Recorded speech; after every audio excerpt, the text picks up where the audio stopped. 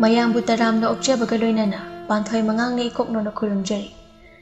Ngasi sa mayamgidamakta nungairaba Phunga Wari ama puduna lakjari. Wari asibu Thabirako na Cheng Meetei. Thaina matam amada ningthaupanba leibak amagi apikpa khunggang amada Nongdam kauba naha ama leirami. Nongdamgi yumlonabada minadi mithabidaba yamnadi haiba amaiba amasi leirami. Aduga amaiba adu matam pumbada sauduna talaiganba amaiba amasu oi. Amaiba aduna khoidausi sauningkhridako leibak asida ai muk haiba amaiba amaibi amatasu leiramu.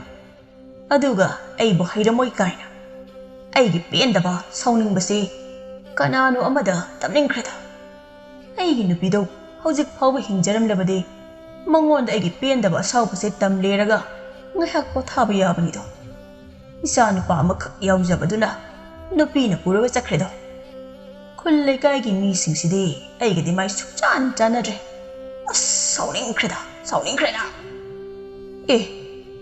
isa nongdomine aada laibase matani aigi wa tabiriba aibu phana ubiribase. Ipu kaidaurage yam sauna thongasida leramlibasibo hai nongdam ipu de dum sauduna ta leibasidi isu de dum noklaga ta lei isu bo karai de chalurino ne labu ta chalubani ipu ado ipu bu chak charabro chari ni ipu de thabuk chalubani halak padangai aduna hojik thonglaga charu dauribani. Ipu thongurano aisu chak chadri aigi chak sarukto adu oina ipu ko puna chaminarasi ai puruklage ipu ngaibiram ko ipu nangi chak sarukto chaminaraga nang puk thangadron he thanni ipu ngairam ipu ai kuiroi. Khul kai asida aigi awaba khangbiriba aibu magi he mapa ko mapuni haina khanbirise ma khaktani ko mabuk mapau supai minung si suseri. Aduna aigi hairiba ihei mayamse mangonda loina pibiramlake. Aigi isa imaudaga pirurabadi migi pattaba ngakta tawge hairkani. Madi chak puraga lakulaini. Nungsi khreda kon thokna. Ngasi aigi ihei mayamse mina khangbidrabasu nongma natraga nongmadi isu nongdamna khanganbirako oishinuko. Ipu lao chaminarasi. Kari henjangbu thonggene irongba oiramali ipu paknamsi yauri nga ayaiba kharaga hojikidi haw hawtaba chaminarasi. Ipuna hojik chak thonglaga chaba haido waraniba karigi hawridabribanune lao charasi. Nongdamgi chak saruk adu amaiba ahalduga yena chaminarami. Chak chaba toktuna amaiba ahalduna magi mahaigi larik mayamda puthoktuna nongdamda yenghali. Asumna namik khudingi nongdamna chak thanglaga amaibaga chamine. Aduga amaiba ahalduna magi mahaigi larik pahanbada natana mahai tawduna su takpirami. Chahi kharagi matungdadi nongdamna hena amaiba ahaldudagi hena haikirami. Hawjikti nangonda takningaibu amatta leitrine. Nangdi aina khalambadagi nangna hena haidokrane. Ipugi mahai mayamsa ngasidi mapung phaana hairaba matungsidadi tarai-taraiba mahai amata oiramdre. Asuk yamna hairaga ipuna tumina leiramliba mi kana amatana khangbiramdri sisu ai ngaktaba ngamde. Madugi wado ai su ngaklibanine mi di laidana aina hek okjaba isana phawba aigi mahai asai singthabiba nate. Aina sidringai sida isada sinaramge khanba adabu mapa aingondagi imau nupina hena mahai hairaba male isado puragane nupi mapamda ningon mawa ilaga laikhredana. Ado hanadi ipuse yamna warambani aina hayeng sikhraga aigi mahai mayam lairik mayamsi aremba taduna manglagadra haina. Adubune hawjikti isu nongdam leirabanina wajre shirabasu nena tana siba yari. Ado isu nongdam nang phattaba lambidadi kaidaunungda sizinagi khanganu. Awa ana tarabasingda nangi nasa ngakthokjanaba mikuptada sizinauko. Hoi ipu ipugi hawjiki wafam aduni aigi khwaidagi maru oiriba wase aina fana haidunasu sizinafam khangdrabadi kaisu kanade aina mahai haibagi. Nongdam amadi amaiba ahaduga punba leplamde adubu nongmadi nongdam konungda ꯃꯄꯥꯒꯤ ꯃꯍꯨꯠ ꯁꯤꯟꯗꯨꯅ ꯊꯕꯛ ꯆꯠꯄ ꯇꯥꯔꯝꯃꯤ꯫ ꯀꯣꯅꯨꯡꯕꯨꯗꯤ ꯌꯧꯔꯛꯑꯦꯕꯨ ꯑꯩꯈꯣꯏ ꯄꯥꯕꯅ ꯇꯧꯔꯤꯕ ꯊꯕꯛꯁꯤꯅ ꯀꯔꯤꯅꯣ ꯍꯥꯏꯕꯗꯤ ꯑꯩꯗꯤ ꯈꯪꯗ꯭ꯔꯤꯅꯦ꯫ ꯍꯣꯏꯗ ꯍꯣꯔꯦꯟ ꯃꯥꯏꯅ ꯑꯗꯨꯝ ꯈꯪꯖꯔꯛꯑꯁꯅꯤ꯫ ꯑꯗꯨꯗꯤ ꯀꯣꯅꯨꯡꯒꯤ ꯊꯣꯡꯖꯤꯟꯅ ꯂꯩꯔꯤꯕ ꯂꯥꯟꯃꯤꯁꯤꯡꯁꯤꯒꯤ ꯃꯅꯥꯛꯇ ꯍꯦꯛꯇ ꯆꯪꯂꯛꯈꯤ꯫ ꯂꯥꯟꯃꯤꯁꯤꯡꯅ ꯉꯥꯏꯈꯣ, ꯅꯪꯕꯨ ꯀꯅꯥꯅꯣ? ꯀꯥꯏꯗꯅꯣ ꯅꯪꯅ ꯆꯪꯒꯦꯗꯧꯔꯤꯕꯗꯣ?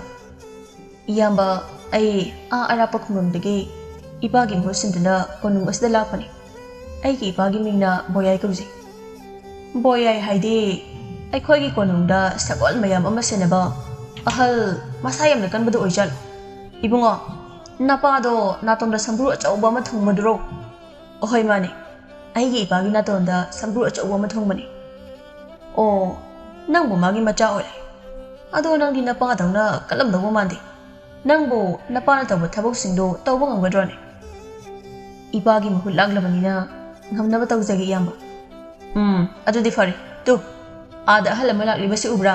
ꯃꯥꯒ ꯆꯪꯃꯤꯟꯅꯈ꯭ꯔꯣ꯫ ꯑꯍꯜꯁꯦ ꯅꯣꯏ ꯄꯥꯕꯒ ꯊꯕꯛ ꯇꯧꯃꯤꯟꯅꯕꯅꯤ꯫ ꯑꯗꯨꯅ ꯃꯥꯒ ꯆꯪꯈ꯭ꯔꯣꯀꯣ꯫ ꯍꯣꯏ ꯏꯌꯥꯝꯕ, ꯌꯥꯝꯅ ꯅꯨꯡꯉꯥꯏꯖꯔꯦ꯫ ꯅꯣꯡꯗꯝ ꯑꯍꯜ ꯑꯗꯨꯒ ꯀꯣꯅꯨꯡꯒꯤ ꯃꯅꯨꯡꯗ ꯆꯪꯃꯤꯟꯅꯔꯝꯃꯤ꯫ ꯑꯗꯨꯒ ꯑꯍꯜꯗꯨꯒ ꯄꯥꯔꯒ ꯀꯣꯅꯨꯡ ꯑꯗꯨꯗ ꯂꯩꯔꯤꯕ ꯁꯒꯣꯜꯁꯤꯡꯗꯨꯒꯤ ꯁꯟꯊꯤ ꯁꯟꯌꯨꯡ ꯁꯦꯕꯥ, ꯁꯒꯣꯜ ꯏꯔꯨꯖꯕꯤꯕ, ꯁꯖꯤꯛ ꯄꯤꯖꯕ ꯀꯌꯥ ꯑꯃ ꯇꯧꯔꯝꯃꯤ꯫ ꯆꯌꯣꯜ ꯑꯃ ꯐꯥꯔꯛꯂꯦ ꯅꯣꯡꯗꯝ ꯌꯨꯝꯗ ꯍꯟꯗꯅ ꯀꯣꯅꯨꯡꯗ ꯃꯄꯥꯒꯤ ꯃꯍꯨꯠ ꯁꯤꯟꯗꯨꯅ ꯂꯩꯔꯛꯂꯤꯕꯁꯦ꯫ ꯑꯩꯒꯤ ꯏꯄꯥꯅ ꯃꯆꯥ ꯑꯩꯈꯣꯏ ꯆꯔꯥ ꯅꯥꯝꯃ ꯍꯦꯜꯍꯟꯗꯅ ꯆꯥꯎꯅꯕ ꯌꯣꯛꯂꯛꯏꯁꯤꯗꯤ ꯃꯁꯤꯒꯤ ꯊꯕꯛꯁꯦ ꯁꯨꯔꯒ ꯑꯣꯏꯔꯦ꯫ ꯑꯍꯜ ꯑꯃꯅ ꯇꯥꯕ꯭ꯔꯣ ꯏꯕꯨꯡꯉꯣ, ꯍꯧꯒꯠꯂꯨ꯫ ꯂꯥꯟꯃꯤꯁꯤꯡꯁꯤꯅ ꯎꯈ꯭ꯔꯕꯗꯤ ꯁꯣꯏꯗꯅ ꯆꯩꯔꯛꯂꯒꯅꯤ꯫ ꯑꯁꯨꯛ ꯋꯥꯔꯒꯕꯨ ꯉꯥꯏꯍꯥꯛꯁꯨ ꯄꯣꯊꯥꯗꯗꯤ ꯀꯩꯅꯣꯗ? ꯃꯣꯏ ꯆꯠꯈ꯭ꯔꯒ ꯑꯃꯨꯛ ꯐꯝꯒꯦꯁꯨ ꯐꯝꯃꯨꯅꯦ ꯅꯪꯕꯨ꯫ ꯑꯣ, ꯎꯈꯤꯕꯅ ꯍꯥꯜꯂꯦꯅꯦ, ꯁꯣꯏꯗꯅ ꯑꯃꯨꯛ ꯉꯥꯡꯂꯛꯂꯅꯤꯗꯣ꯫ ꯀꯔꯤꯒꯤꯅꯣ ꯅꯪꯅ ꯑꯗꯨꯗ ꯐꯝꯗꯨꯅ ꯂꯩꯊꯣꯛꯂꯤꯗꯣ? ꯅꯪꯒꯤꯗꯣ ꯊꯕꯛ ꯂꯩꯊꯣꯛꯂꯤꯕꯅꯤꯅꯦ ꯍꯥ? ꯇꯥꯕ꯭ꯔꯣ? ꯅꯪꯉꯣꯟꯗꯅꯤ ꯍꯥꯏꯔꯤꯁꯦ꯫ ꯏꯌꯥꯝꯕꯁꯤꯡ ꯊꯕꯛ ꯂꯣꯏꯕꯒꯤ ꯋꯥꯃꯟꯗꯅ ꯉꯥꯏꯍꯥꯛ ꯄꯣꯊꯥꯖꯕꯅꯤꯗ꯫ ꯑꯩꯈꯣꯏꯗ ꯃꯆꯤꯟꯒ ꯈꯨꯝꯃꯤꯟꯅꯩ, ꯁꯒꯣꯜ ꯁꯦꯟꯅꯕ ꯃꯥꯅꯁꯨ꯫ ꯍꯦ ꯑꯍꯜ, ꯅꯪꯅ ꯅꯨꯄꯥꯁꯤ ꯑꯩꯈꯣꯏꯒꯤ ꯃꯔꯝꯗ ꯀꯔꯤꯃꯠꯇ ꯇꯥꯛꯄꯤꯗ꯭ꯔꯕ ꯃꯥꯜꯂꯤꯅꯦ ꯍꯥ? ꯅꯪꯉꯣꯟꯗ ꯑꯣꯏꯅ ꯐꯨꯊꯔꯛꯑꯣ ꯍꯥꯏꯕ꯭ꯔꯣ? ꯏꯆꯥꯁꯥ, ꯑꯁꯥꯎꯕꯗꯣ ꯑꯃꯨꯛꯇ ꯐꯥꯊꯕꯤꯌꯨ꯫ ꯅꯧꯅ ꯃꯄꯥꯒꯤ ꯃꯍꯨꯠ ꯁꯤꯟꯗꯨꯅ ꯂꯥꯛꯄꯅꯤ, ꯑꯗꯨꯅ ꯈꯪꯗꯗꯅ ꯇꯧꯔꯤꯕꯅꯤ꯫ ꯃꯥꯕꯨ ꯑꯃꯨꯛꯇ ꯏꯆꯥꯁꯤꯡꯅ ꯉꯥꯛꯄꯤꯌꯨ꯫ ꯑꯅꯧꯕ ꯑꯣꯏꯒꯦꯔꯥ ꯑꯔꯤꯕ ꯑꯣꯏꯒꯦꯔꯥ, ꯂꯝꯕꯨ ꯍꯦꯜꯂꯗꯤ ꯑꯗꯨꯝ ꯐꯨꯔꯗꯕꯅꯤ꯫ ꯍꯦ, ꯅꯪ ꯅꯃꯤꯡ ꯀꯔꯤ ꯀꯧꯏ? ꯑꯩꯅ ꯍꯪꯂꯤꯁꯦ ꯅꯪꯉꯣꯟꯗꯅꯤꯅꯦ꯫ ꯑꯣꯟꯊꯣꯛꯅ ꯔꯥꯁꯤ ꯌꯥꯎꯈꯤꯗ꯭ꯔꯦꯗ꯫ ꯃꯤꯡꯕꯨ ꯍꯦ ꯍꯥ ꯍꯥꯏꯔꯒ ꯀꯅꯥꯅ ꯍꯪꯅꯒꯦꯅ ꯏꯌꯥꯝꯕ? ꯑꯩꯈꯣꯏ ꯑꯃꯠꯇꯅꯤ꯫ ꯏꯅꯤꯡꯊꯧꯒꯤ ꯃꯈꯥꯗ ꯀꯣꯅꯨꯡ ꯑꯁꯤꯒꯤ ꯃꯅꯨꯡꯗ ꯊꯕꯛ ꯇꯧꯅꯕ ꯉꯥꯛꯇꯅꯤ꯫ ꯑꯗꯨꯅ ꯑꯩꯈꯣꯏ ꯃꯁꯦꯜ ꯅꯨꯡꯁꯤꯅꯅ ꯂꯩꯃꯤꯟꯅꯁꯤ ꯀꯩꯗꯧꯕꯒꯦ? ꯃꯁꯤꯒꯤ ꯅꯨꯄꯥꯁꯤꯗꯤ ꯋꯥ ꯌꯥꯝꯅ ꯉꯥꯡꯉꯤꯅꯦ꯫ ꯑꯩꯈꯣꯏꯗ ꯋꯥ ꯌꯥꯝꯅ ꯉꯥꯡꯂꯗꯤ ꯐꯨꯖꯕ ꯇꯥꯔꯦꯗꯅ꯫ ꯏꯆꯥꯁꯥ, ꯑꯃꯨꯛꯇ ꯉꯥꯏꯈꯣ꯫ ꯇꯨ, ꯑꯥꯗ ꯏꯅꯤꯡꯊꯧꯒ ꯏꯆꯥ ꯔꯥꯖꯀꯨꯃꯥꯔꯤ ꯂꯤꯟꯊꯣꯏ ꯁꯅꯥꯒ ꯁꯣꯝꯂꯣꯝꯗ ꯂꯥꯛꯄ ꯃꯥꯜꯂꯤ꯫ ꯂꯥꯟꯃꯤꯁꯤꯡ ꯑꯗꯨꯅ ꯁꯣꯝꯂꯣꯝꯗꯅꯤ ꯂꯥꯛꯂꯤꯕꯁꯦ꯫ ꯆꯠꯂꯁꯤ ꯂꯥꯛꯑꯣꯍꯦ, ꯁꯣꯏꯗꯅ ꯄꯥꯈꯣꯜ ꯑꯃꯨꯛ ꯁꯤꯒ ꯍꯥꯏꯔꯛꯂꯅꯤ꯫ ꯑꯃꯅ ꯍꯣꯏ ꯆꯠꯁꯤ, ꯀꯣꯟꯅ ꯃꯁꯤꯒꯤ ꯅꯨꯄꯥꯁꯦ ꯊꯤꯛ ꯇꯧꯁꯤ꯫ ꯅꯣꯡꯗꯝꯅ ꯃꯥꯃ, ꯀꯔꯤꯅꯣꯃꯇ ꯍꯪꯖꯒꯦ꯫ ꯔꯥꯖꯀꯨꯃꯥꯔꯤ ꯑꯁꯤꯒꯤ ꯃꯃꯤꯠꯇ ꯄꯨꯜꯂꯤꯕ ꯐꯤ ꯑꯃꯨꯕ ꯑꯁꯤꯕꯨ ꯀꯔꯤꯒꯤ ꯄꯨꯜꯂꯤꯕꯅꯣ? ꯈꯪꯂꯕꯗꯤ ꯑꯃꯨꯛꯇ ꯍꯥꯏꯕꯤꯌꯨꯕ꯫ ꯏꯕꯨꯡꯉꯣ ꯅꯣꯡꯗꯝ, ꯅꯪꯕꯨ ꯀꯔꯤꯃꯠꯇ ꯈꯪꯗ꯭ꯔꯤꯕ꯭ꯔꯥꯅꯦ? ꯔꯥꯖꯀꯨꯃꯥꯔꯤ ꯂꯤꯟꯊꯣꯏ ꯁꯅꯥ ꯑꯁꯤ ꯃꯃꯤꯠ ꯎꯗꯦ, ꯃꯃꯤꯠ ꯇꯥꯡꯉꯤ ꯍꯥꯏꯕ꯫ ꯑꯣ, ꯑꯗꯨꯒꯤꯔꯥ? ꯃꯃꯤꯠꯇ ꯐꯤ ꯑꯃꯨꯕ ꯑꯃꯅ ꯀꯤꯔꯤꯕꯗꯤ? ꯑꯗꯣ ꯃꯥꯃ, ꯔꯥꯖꯀꯨꯃꯥꯔꯤꯒꯤ ꯃꯤꯠ ꯑꯁꯤꯕꯨ ꯃꯇꯧ ꯀꯔꯝꯅ ꯇꯥꯡꯈꯤꯕꯅꯣ? ꯍꯥꯏꯒꯦ ꯇꯥꯎ꯫ ꯃꯥꯃꯗꯤ ꯆꯍꯤ 10ꯒꯤ ꯃꯃꯥꯡꯗꯒꯤ ꯀꯣꯅꯨꯡ ꯑꯁꯤꯗ ꯊꯕꯛ ꯇꯧꯔꯛꯂꯕꯅꯤꯅ ꯂꯣꯏꯅ ꯈꯪꯏ꯫ ꯔꯥꯖꯀꯨꯃꯥꯔꯤ ꯂꯤꯟꯊꯣꯏ ꯁꯅꯥ ꯑꯁꯤ ꯃꯃꯥ ꯄꯨꯛꯅꯨꯡꯗꯒꯤ ꯇꯥꯡꯂꯛꯄ ꯃꯤꯠꯄꯨꯗꯤ ꯅꯠꯇꯦ꯫ ꯄꯤꯛꯂꯤꯉꯩꯗ ꯔꯥꯖꯀꯨꯃꯥꯔꯤꯒꯤ ꯃꯃꯤꯠ ꯑꯗꯨꯛꯀꯤ ꯃꯇꯤꯛ ꯐꯖꯩ꯫ ꯐꯖꯃꯟꯗꯅ ꯂꯩꯕꯥꯛ ꯑꯁꯤꯒꯤ ꯑꯈꯪ ꯑꯍꯩ ꯀꯌꯥ ꯑꯃ ꯌꯦꯡꯅꯕ ꯐꯥꯎꯕ ꯂꯥꯛꯅꯔꯝꯃꯤ꯫ ꯔꯥꯖꯀꯨꯃꯥꯔꯤꯅ ꯆꯍꯤ 19 ꯁꯨꯔꯛꯄ ꯀꯥꯟꯗ ꯏꯅꯤꯡꯊꯧꯅ ꯅꯣꯡꯃ ꯁꯗꯥꯟꯕ ꯆꯠꯄꯗ ꯁꯖꯤ ꯃꯃꯥ ꯃꯆꯥ ꯑꯃ ꯇꯦꯟꯅ ꯀꯥꯞꯇꯨꯅ ꯍꯥꯠꯈꯤ꯫ ꯂꯥꯏꯕꯛ ꯊꯤꯕꯗꯤ ꯁꯖꯤ ꯃꯆꯥ ꯑꯗꯨ ꯏꯅꯤꯡꯊꯧꯒꯤ ꯇꯦꯟ ꯑꯗꯨꯅ ꯃꯃꯤꯠꯇ ꯄꯥꯟꯈꯤ꯫ ꯑꯗꯨꯒ ꯁꯖꯤ ꯃꯃꯥ ꯃꯆꯥ ꯑꯗꯨ ꯏꯆꯝ ꯆꯝꯕ ꯁꯖꯤ ꯑꯣꯏꯔꯝꯈꯤꯗꯦ꯫ ꯎꯃꯪ ꯑꯗꯨꯒꯤ ꯂꯥꯏꯅ ꯊꯥꯗꯣꯛꯄ ꯁꯖꯤ ꯑꯣꯏꯔꯝꯈꯤ꯫ ꯑꯣ, ꯑꯗꯨꯗꯤ ꯃꯥꯃ, ꯏꯅꯤꯡꯊꯧꯅ ꯁꯖꯤ ꯃꯃꯥ ꯃꯆꯥ ꯑꯗꯨ ꯍꯥꯠꯂꯨꯕꯒꯤ ꯎꯃꯪ ꯑꯗꯨꯒꯤ ꯂꯥꯏꯅ ꯔꯥꯖꯀꯨꯃꯥꯔꯤ ꯂꯤꯟꯊꯣꯏ ꯁꯅꯥꯒꯤ ꯃꯤꯠ ꯑꯁꯤ ꯇꯥꯡꯍꯟꯈꯤꯕ ꯑꯣꯏꯔꯦꯀꯣ? ꯍꯣꯏ, umanglay aduna Rajkumari gi mit tanghan batana tana matam khara lerga ining thogi napi maharani busu yam kana na dum laikide mama wari sitamada yamna nungai khidada ining thogi maralbu karigi mama masada pibiribana adudi mama Rajkumari gi mit ase uba sufang phanglaroiko ining thawna umanglay aduda kaptuna kayarak chatuna haijabadagi umanglay aduna nongma matam amada matik mayai leiraba puksel semba mi ama Rajkumari asiga thengnarakigani mi aduga thengnaraba kanta Rajkumari udriba mit ase amuk uba phanglakani haina umanglay aduna ining thawda hairaki adubu hojik phawbadi matik mayai leiraba misak adu phangtri adugi oiramgani ngasi ining thawga Rajkumari linthoi sanaga masida sagol lobu laklibase oh adudi Rajkumari se ining thawna puraga matik mayai liba misak ado thiba chatawribra madu oigadawribani adudi chalo aada leiriba ining thawgi sagol asiga Rajkumari gi sagol asiga lauthoruso hoi mam Nongdamna ningthau amadi Rajkumari linthoi sanagi sagol lauthokuna pirami adubu nongdamdi Rajkumari linthoi sanagi nungsiraba maithongda uraga yamna nungsiba ama phawrami ningthauna naha nangdi kanagi machan aigi sida nongmata udene ahal aduna iningthau mahak ase aiga thabak tawminaba boyagi machanupani mapado makhong sokpadagi lakpa ngamdadana machanupa oina tharaklibani oh adudi ngasigi isanupigi sagol asi senaraga udawribasi machanupasina oina puba tarine naha nangba naming kari kauge iningthau nongdam kauje nongdam adudi nongdam nangbo aigi isanupi ase mamit ude haibadi khanglabra khangjare iningthau mamana wari pumba libire adudi chalaba tawsi aigi isanupi sai sagol asida fajana hana tonghanduna sagol ase asoi angam yaudana senoko aikhoina hujik chatawribasi kaubugi laifamdani hoi ningthau amadi langmi mayam amaga kaubur singi laifamda Rajkumari linthoi sanagi lai khoiramba chatlami linthoi sanana ibong karigino tamina dam chatlibadubo wari khara sarao aidi yamna wari mitsu uda wari shisada tamina dam chatpase kari wari bo sadu naibo Rajkumari kari wari sasige aidi nupiga wari sabaso haite horal sakhiba yaurabadi ining thawna hatke mu hairkani kari gi hatoino ai larisidi ado ibungi mingdo kari haibano nachal aigidi linthoi sana kawi aigi mingde nongdam kawi Rajkumari adudi ibung nongdam aikhoina hojik chatliba lambi sida ibungna uba thengnaba singdo nachal aingonda wari liduna takpiyo hoi Rajkumari asumna nongdamna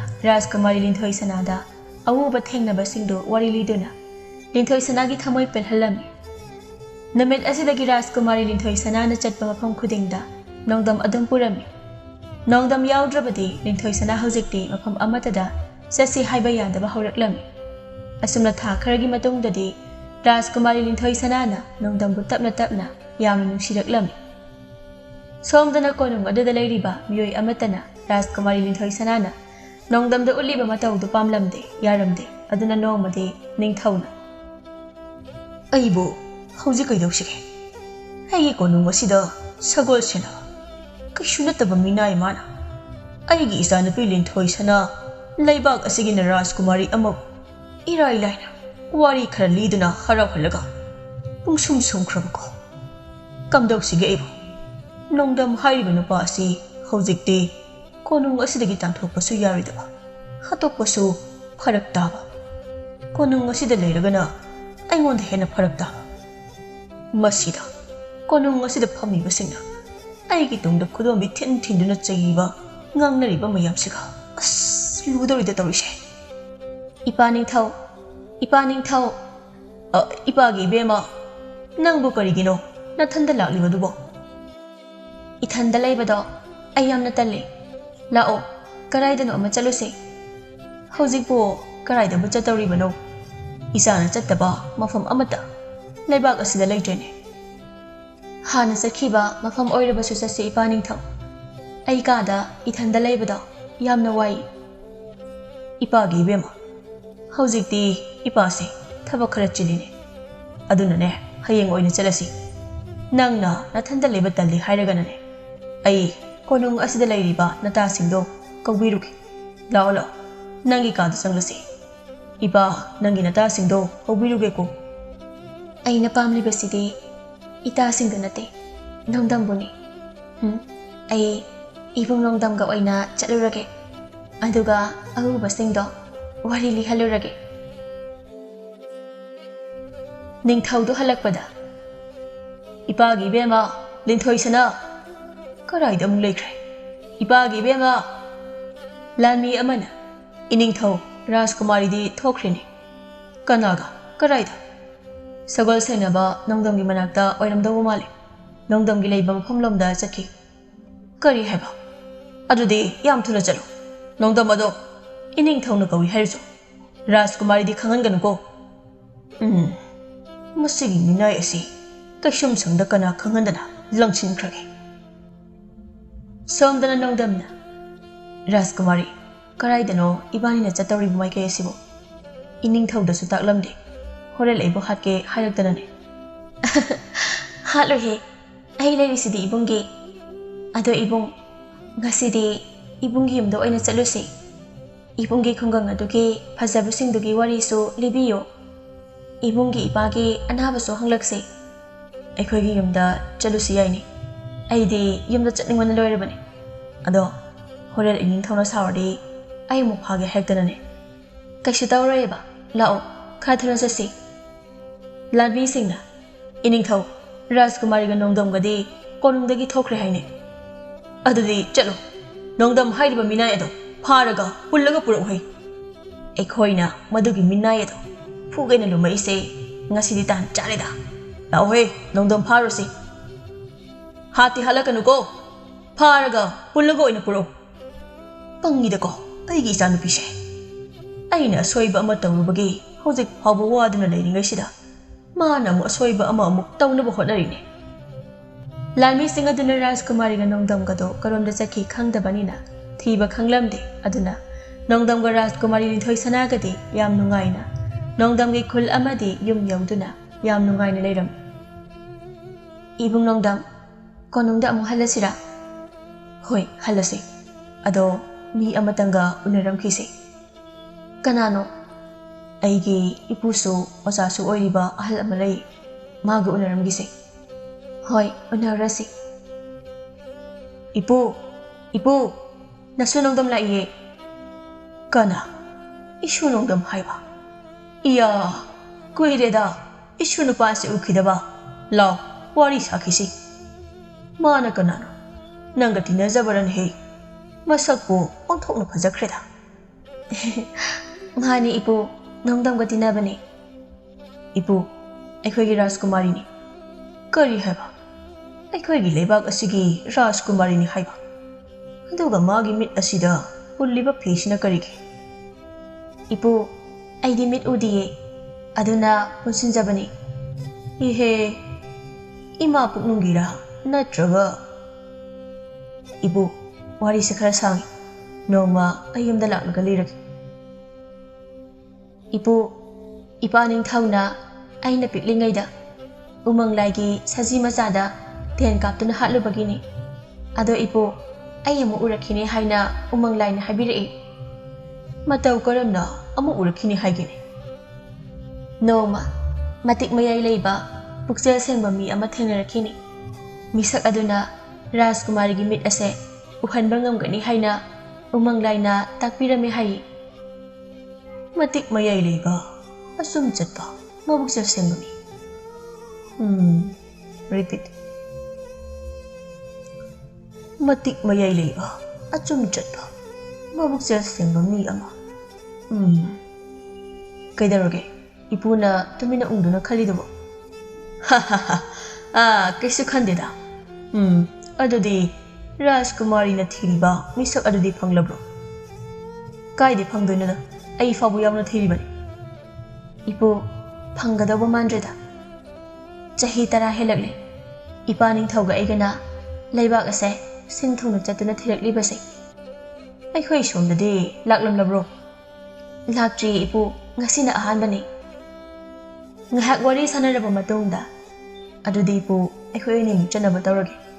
Horel Adi, Konum Yobuga, Ining Tauna, Hatkiba Kampote. Kashitauri Ibung, Ibungi Damakta, Rajkumari Eleri Basidi. Karigamba Ipaning Tauna Sauduna, Ibungu Hatkani Hirabadi, Ibungi Damakta, Nasal Aihana, Mang Taraga Sizagi. Rajkumari Wahise, Maro Leko, Ishu Nongdam, Nangyan Tauko, Adugane, Nang Sekanano Haiba, Kauraba Mali, Ningshingu, Nang Kanano, Karito Bangami Haiba, Nang di Pusil Java, Minung Shileba Mishak Amani Haibaso. Ipu na ibo nung si Bibase, Hozik Pabahalamji. Ado ipo, Equanium Chalagiko, Hoi Hoi, Ipu na Haibado Ningshingu ko, Pangano, Singo, Rajkumari Tamoy Busu, Tugaigan go. Ipu na Hozik Hariba Wamayamdo, Kari Haning Libano Ipung Nongdam. Aidi Ipugi Wado, Nangonda, Karigamba Ama, Hapningba, Kanganingba Mali, Ipugi Hunabi, Wakuami, Rajkumari Dilardana, Ayfabugiantade. Ipugi Wado, oh, Aidi, Kaisikanano, Karito Bungami Haiba, Sagolgi among the Singligida, Luina Kauridan. Kari Harino Nangido, Rajkumari, Sangol Asidagi, cum Thabirako, Tapna cum Thabirako, Law, Asigi Uma Kongsida Pambio. I Nasidi, Rajkumari Puliba, Amuba Piasa, Doctor Zerga, Rajkumari Mit Anise, Amuting Jiki. Ando Ibung Nongdam, I Nasidi, Nangonda, Wa Amata Hagi. Konumda Amuk Yokrabati, Aina Haning Libawase, Haibangam Lari Kariwano, Rajkumari Engonda, Wa Ama Haibagi, Ayaba Loribado. Hayo, Rajkumari Engonda, Hapningba Wado.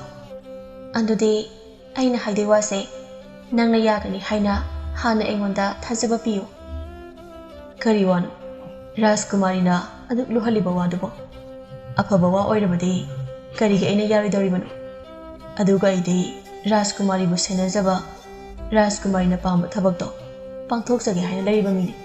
Hayo, Ay Rajkumari Puliba Pise, Tapna Logtoraki. Somdana Lamising Aduna, Rajkumari Thiba Panglak Tabadagi. Ningthauda Pau Piduna, Nongdamna Rajkumari Paraga Pukre Hajinduna. Ningthauna Lanmi Mayam Amapuduna, Stum Thirakpada, Rajkumari ka Nongdamga, U Amagi Makhongda Laibada Urami. Lanmi Shaw, Nongdam si Koshil, Chelhan Kibayar. Ish, Korino Manatori Base. Aigi Isagi Manota, Aso Naknasang Silibase. Ya, on Tony Guy Creda, Masidi. Laiba Muyam Kangna Jingaida, Hot Kibana Faragani. Haida Rajkumari. Ado, Rajkumari Haning Libawado, Adam Habiugo. I Rajkumari ki meet ase. Uhan Bangam Haina, Laiba Injagego. I Ibung Nongdambo, Tamoy sang Nusi, Ibung Ginusi Makada, Nasalin Toy Sanana, Pusi Supa, Nusina yet no Lazagego. Ninthoi Sanagi Wada Nongdam na Tarabaso, Pakum Piramde. Nongdam de Magi Hazaba Mahasingdo, Ningsingduna. Ninthoi Sanagi Tang Labamito, Uhanabakan na Hotnari. Somdana Ningthauna, Saman Kiduna. Makwada Tang Paiduna Jin Silak Nongdam gi Mananganda, Sang Laba Tangduna Powdok na Matilami. Hek Tenbaga, Rajkumari Ninthoi Sana, Mit Uraklami, Aduga, Nongdam de, Laimai de Tokiram. Ibung, I mit Ure, Ibung. Kangra, Nangum, Minai, Sanang Nasu, Ningthoi Gisan Pibu, Pardon of Puna Bohonari. Lamisha, Minai Masasi Asiba Masasi, Karai the Namapurga Pumzinko. Mika Namata, Kangalak Bayarigo. Ipaning Tau, Kaina Dariba Matosibo, Ipaning Tau. Ipagi Bema, Isakidore, Isakidoragi. Hi, I san Rajkumari si, Kainam Dokre, Yam to Nakonunda Pussy. Lanmi Karadi. Aikoidi, Asiba Masase, Pumlokisilawe. Sibu, Sijizalo, Amu Amulenga in it. Amana, Hoine, Ngako. Hey, Tamusasina, Amuka Tilagahaki. See where they length to, see it. Amana Amu. Minai Manasu, lay back a Sigi Rajkumari were part of a Supuri. But how never won't talk Lane. Amana. Masu, a step wabba punsibu. Wabi wabba. See a Sigarikaina, Libak young boy me. A Taiduna. Libak young Brabung a city Siridana. Aduna, Larry Pantoina, Libak among young Jerson. Yare, swipe the Tamnasi. Aduga Punzilamnasi. I had Leiragadi Tona, Panji Mayam Amakoduna. Masan the peeling to Sanabula young lam. Panzina. Iningto. Rajkumari si Gian Buditari. Ado, Kapadi Lepti. Mapi oro taduna, Kapi. Mamisu Uraba Mali. Curry have a Pansi. I gaze on the people, Gian Sutari. Mitsu Urehema. Hoi Iningto. Rajkumari si Mit Pazana Urin Iningto. Taubatabu. Mana sumna sum Captain Leiragadi. Amuk Hanagumna, Amuk Ukireko. Yari Panchi. I is on the Pigahana, Amuk the Unaruki. Hoi, Ado Iningto. I la Amtrabadi. Rajkumari Mamito, Uram Loidabani. I say, Icham Jamba Panzi, Oiram Dredana. Kanakanale. Panzi, I say, Batungalo. Sanalupa, Pazava Piron, Jana Taknaba, Mayam Amapiko. Panzina. Samuda Oina, pull up, Haplagatilla, so guided the Iningto. Ipagi Bima. Isamit Urabro, say, Ipadam Tinglo. I nangin a panning told to ne. Nothing. Nangay panning told that day. Nang the egg of them hadba, me hadba, patta mine. Hando, Jacrosalo, egg of them, Nongdam. Corino, Nang Haribudu. I me had penati. Nangin a panning told me ne. How's it day? Isagi mit ure. Ipa pele. Ipanga sidi, yam the nungai. Ha ha ha. Ipanga sidi yam the nungai. Nothing. Nang mi hat pane. Nang nagi ima hat pane. Egi mitangan pane. Nang nagi nongdam buso hat pane. Nang dinasagi hoy sa patatiba. Yam na patabading tao niling tao. Ipagi bema. Oh. Nang napada doon na kay mga mlaba ko. Nongdam. Egi mit asibuhan biram laga. Karigino. Nang hibo ilaylay na tadokto na chakribadi. Nongdam. Ay gimit na si buhan biram laga. Kanigino. Nang hibo ilaylay na tadokto na chakribadi. Nongdam. Nang buuba pang laroy na ba? Ay gimit si. Amok uba pang bagi kahika na ribagi. Ay mit uba pahamdre. Ay nongdam pahame. Ipagi bema. Nang napaingon dagi. Minay doon henanong sira bro. Minay di. Ipaning tao. Nang ne. Madi. Pagtihan siya ba? Tamoy siyang ba? Nadyahay gibit as ibuuhan bangam ba? Umanglay na hay ba misak adun eh. Kari hay ba? Isa gibit as ibu. Mahak na hay ba? Panji na taba. Nati. Nongdam na ay gimit na puli ba? Among ba piya doon lang to na? Ay gimit na si uhalang ba ni? Nadya ay nahik o sa bamikupta. Ipanang na hatok bikre. Ay gimit magtada. Nongdam. Nangamong halag ko. Ay nang uningi. Nang naharibuwa adobo. Asumbra na. Ipagilin to siya na. Hay! Kana-kanali. Hawjiki panji do. Paraga. Mafam asida pura uhay. Haha. Lai siya. Lai taba na tiko.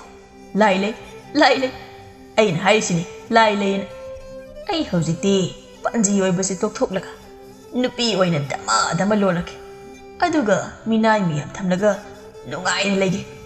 Minay sunupa tamoy. Baw na nga tatamgani. Lami amana. Kura panjibu ining thawna mukta lakho na kauri ne. Ining thawna ba?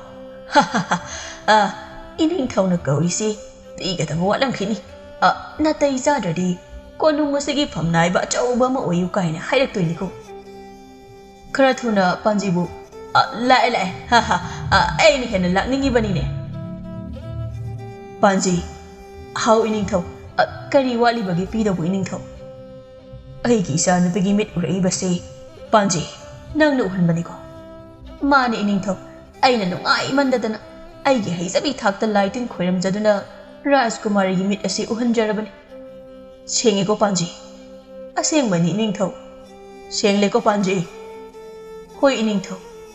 Karigino ining thâu sina, thang pai krisina. Masigi ining thâu si, makok vira su Leiragadi. Amuk tilak doi jala ne. Hey bo, aseng bahai duk la shira ne. Panji, aroi boy na hangli. Ai gi sa no pigi mit, nang nu han bani ko. Hois, sidi, thawai hingo bana parani. Shana lupa du di, sibida puba yaba suna tabudu. Ining thâu, ai bo amuk tangak piyo. Ai na hajana bani. Rajkumari gi mit asi, ai na pahan bana ti. Lamisha, oi de bangang mo Panji asi, ising hai hai ga phu hai. Ha, ai na lale hai ra badu ko. Ado baning thau, masana pilin thoi sanagi Nongdam piyo hai ba mikap miraw khol da awaba amadi oiri. Aduna, ning thau na lanmi singda Nongdam gi asiba masado amu purak na ba hairam. Lanmi sing aduna Nongdam bo phumjilam ni mafam aduda chatuna yenglu badade Nongdam gi asiba masado leiramdre. Lanmi singna Koino, Nongdam gi asiba masado leiramdre. Sa kaino hogai daga chakraba jalo. Lanmi amana ining thau da hana pau se pihausi. Natrabade aikoi amu awa khonda tani. Lao, khara thuna ining thau da hayausi. Lanmi singduna ning thau da pau asitam lami.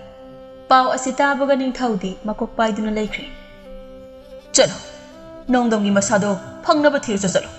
Masi pumba aina sa hat pa pamlu bagi mahai ni ko. Ngasi aina phangliba awaba mayam ase. Oh, karino aina hojik tawudori basi ko.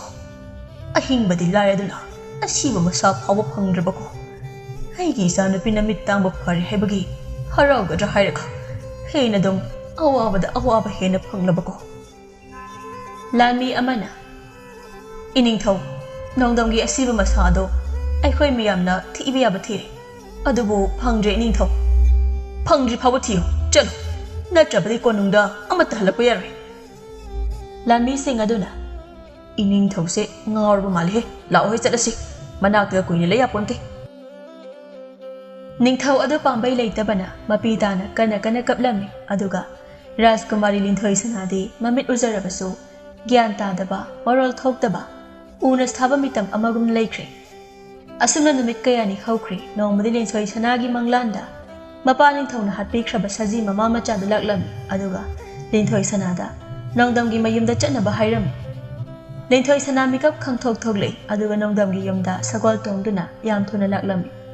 Asengbadi Nongdam siramde mapaning thawna thangna thinduna lanmi singda phumjinaba hairabasu Nongdam gi matik mayai leiba mi ama oibata natana umang laina sulaktuna kanbirami aduga mayumda thamlami.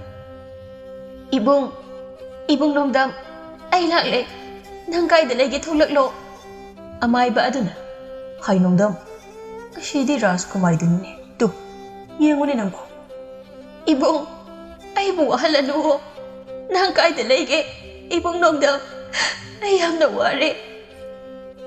Nongdam nang bu Rajkumari asina kawisi tadro hogolune aduga mabu lakshinbiyune kamaina ai side hingli yum sida lai haibasi kamaina khangli jan linthoi sana ai sida lai ibung karigino ai boduga halibadi linthoi sana na sen dana Nongdam da kola dana ningai tawduna kapchai mapaning thausu masan pegi matung induna tanarakpana Nongdam ga masan pe linthoi sana gana nungsina saba matawdu uba phangjaram. Lalmisha konungda hadasi ai gi isagi haraw miro ase mapa aina amuk hana thugai rek lao halasi Lalmishi hoi ining thau asumna ning thau do hankre. Rajkumari linthoi sana so Nongdam gi manak tagi hankidre tha kharagi matong dadi amai maso miyamna sakhang naraktuna miyamna thajaba nungsiba amai ba ma oiragle masaga mamawga so halaktuna amai ba boluna tawi ba haure Haujiꯛꯇꯤ Linthoi Sanaga Nongdamgasu yamna nungsinaba matai mana ama haidu oiduna yam nungaina pankhiram.